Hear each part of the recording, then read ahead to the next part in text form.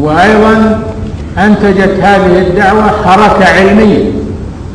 تشاهدون الآن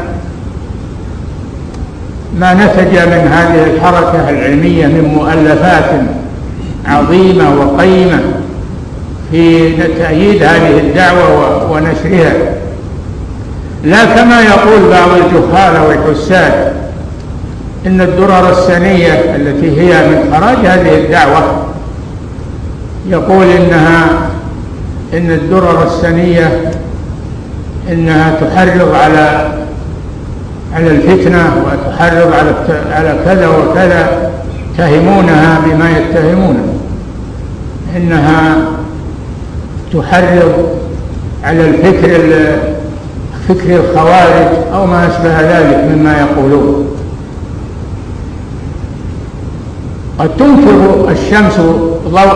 تنكر العين ضوء الشمس من رمد، وينكر الفم طعم الماء من سقم، وهم يرون الدرر السنية بهذا المنظر السيء، مع أنها عذب فرات سائغ شراب بالعلم والعمل والخير، فهي من ثمار هذه الدعوة المباركة، من ثمراتها. فكيف توصف بهذا الوصف السيء؟ فهذا من سوء الفهم أو من سوء الاعتقاد، نسأل الله العافية. إن هذه الدعوة دعوة مباركة،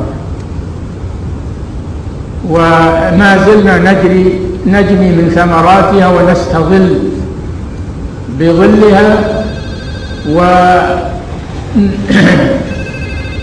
وننتفع بها، وهي ولله الحمد مقررة في مدارسنا ومعاهدنا وكلياتنا، ننشئ عليها أولادنا ونعلمهم منهجها، وهذا فضل عظيم على هذه البلاد.